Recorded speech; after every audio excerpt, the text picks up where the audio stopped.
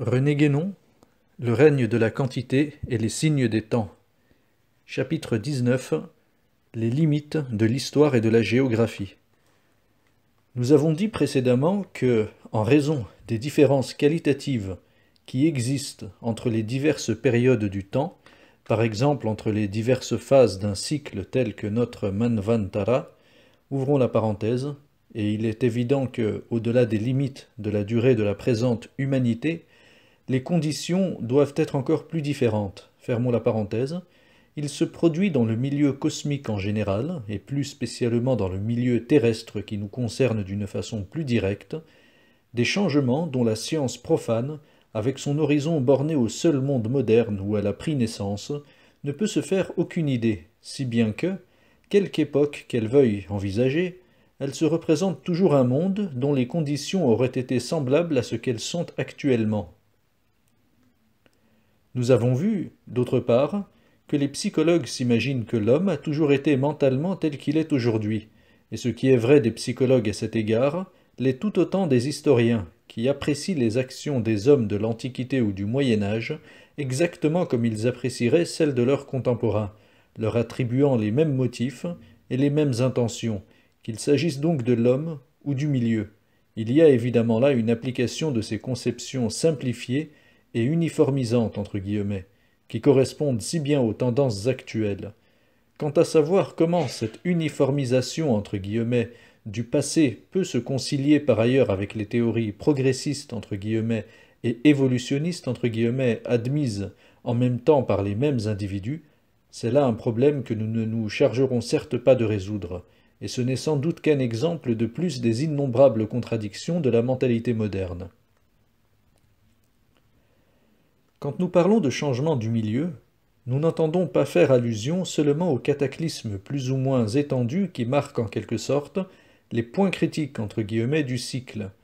Ce sont là des changements brusques correspondant à de véritables ruptures d'équilibre, et, même dans les cas où il ne s'agit par exemple que de la disparition d'un seul continent, ouvrons la parenthèse, cas qui sont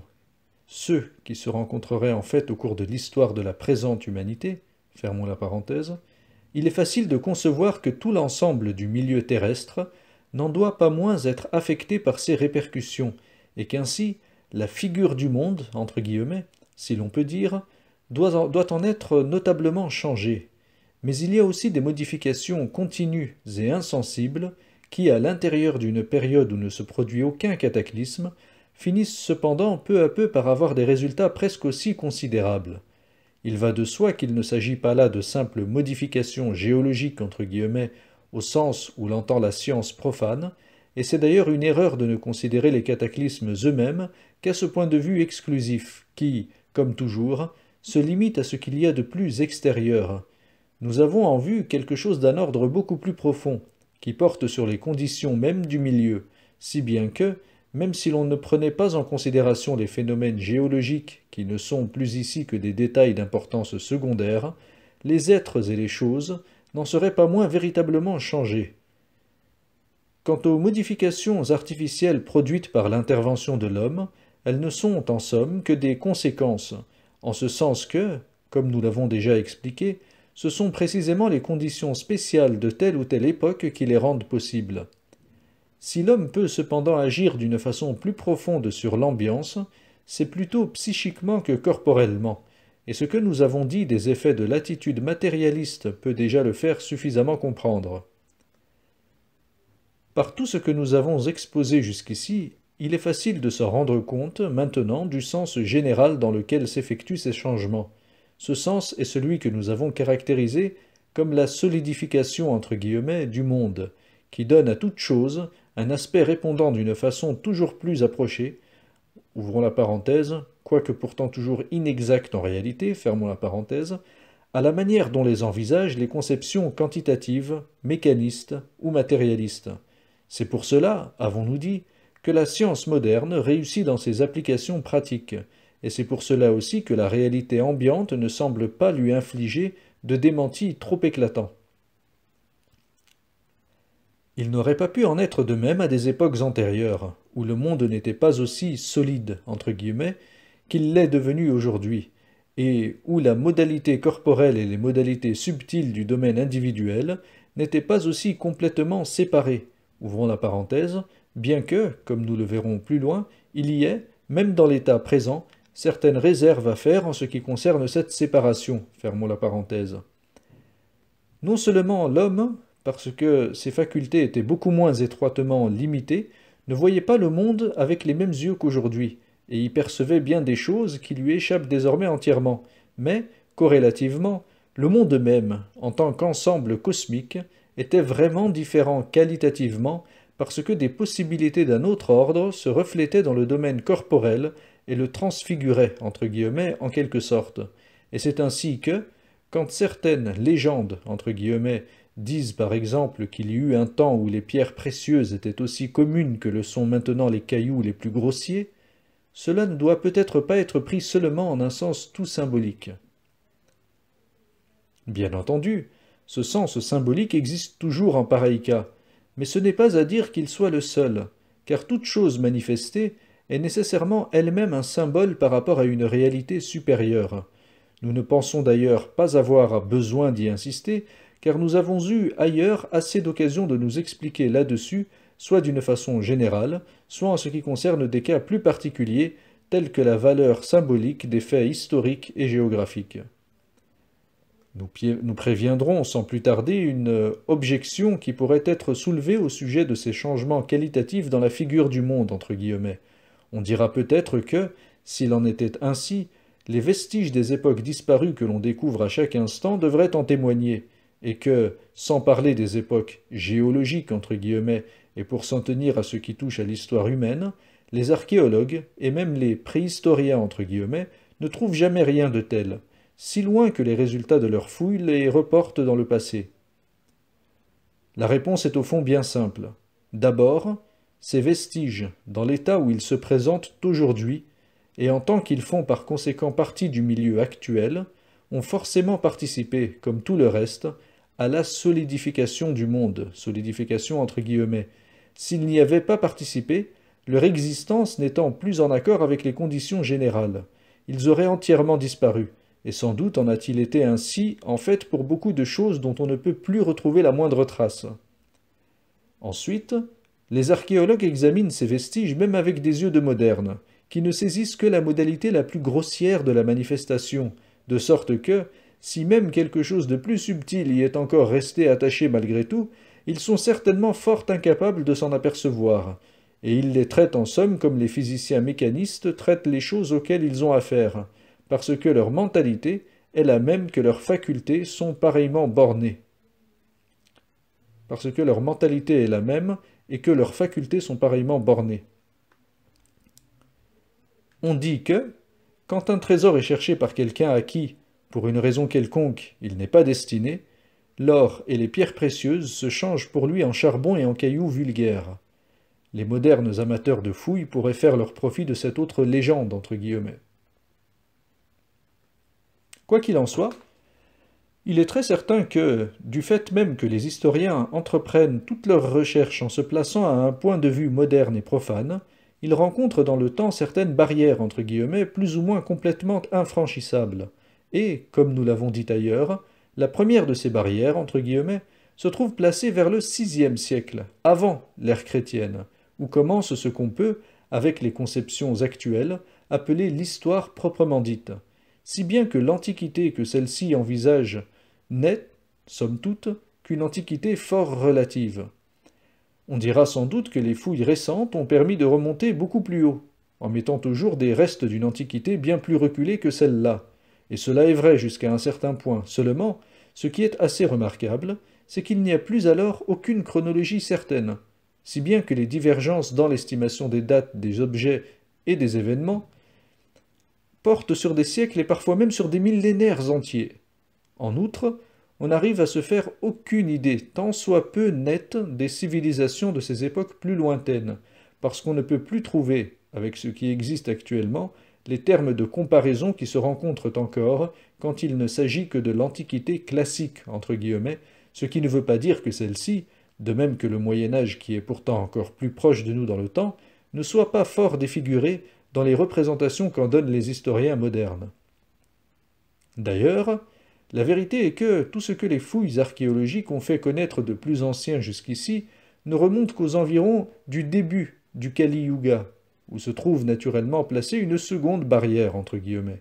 Et, si l'on pouvait arriver à franchir celle-ci par un moyen quelconque, il y en aurait encore une troisième correspondant à l'époque du dernier grand cataclysme terrestre, c'est-à-dire de celui qui est désigné traditionnellement comme la disparition de l'Atlantide.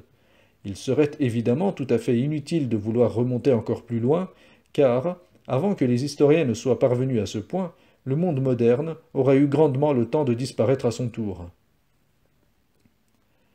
Ces quelques indications suffisent pour faire comprendre combien sont vaines toutes les discussions auxquelles les profanes, ouvrons la parenthèse, et par ce mot nous devons entendre ici tous ceux qui sont affectés de l'esprit moderne, fermons la parenthèse,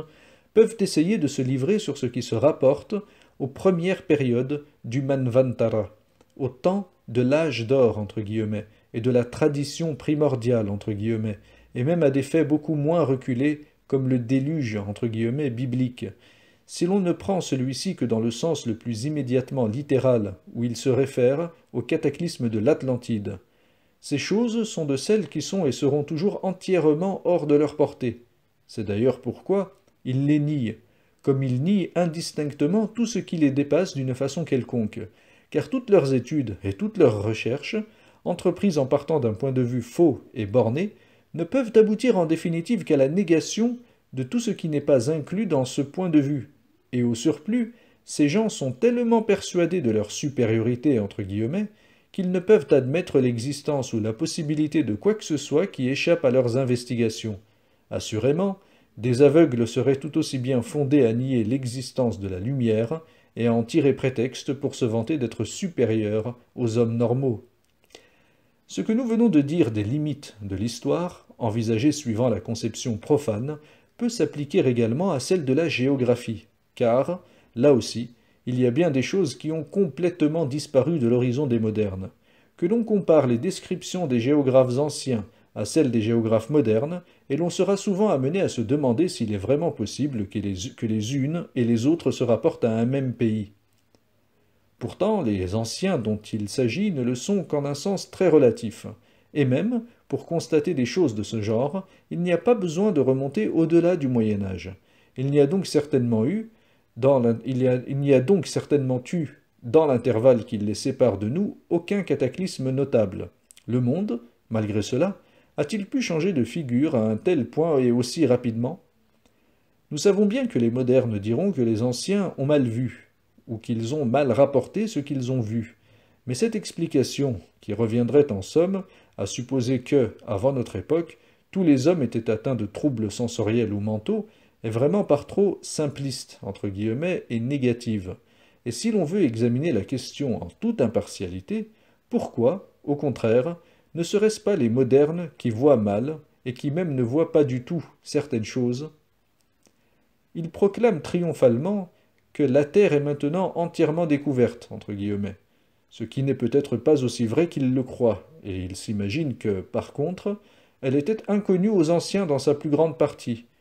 En quoi on peut se demander de quels anciens ils veulent parler au juste, et s'ils pensent que, avant eux, il n'y eut pas d'autres hommes que les occidentaux de l'époque classique, entre guillemets, et que le monde habité se réduisait à une petite portion de l'Europe et de l'Asie mineure. Ils ajoutent que, ouvrons les guillemets,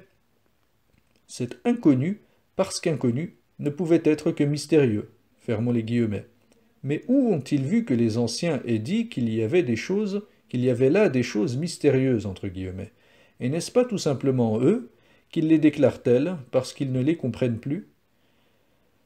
Au début, disent-ils encore, on vit des merveilles, entre guillemets. Puis, plus tard, il y eut seulement des curiosités, entre guillemets, ou des singularités, entre guillemets. Et enfin, ouvrons les guillemets, on s'aperçut que ces singularités se pliaient à des lois générales que les savants cherchaient à fixer, fermons les guillemets. Mais ce qu'ils décrivent ainsi, tant bien que mal, n'est-ce pas précisément la succession des étapes de la limitation des facultés humaines, étape dont la dernière correspond à ce qu'on peut appeler proprement la manie des explications rationnelles, avec tout ce qu'elles ont de grossièrement insuffisant? En fait, cette dernière façon de voir les choses, d'où procède la géographie moderne, ne date véritablement que des XVIIe et XVIIIe siècles, c'est-à-dire de l'époque même qui vit la naissance et la diffusion de la mentalité spécialement rationaliste, ce qui confirme bien notre interprétation. À partir de ce moment, les facultés de conception et de perception qui permettaient à l'homme d'atteindre autre chose que le monde le plus grossier et le plus inférieur de la réalité étaient totalement atrophiées, en même temps que le monde lui-même était irrémédiablement solidifié, entre guillemets. En envisageant ainsi les choses, on en arrive finalement à ceci.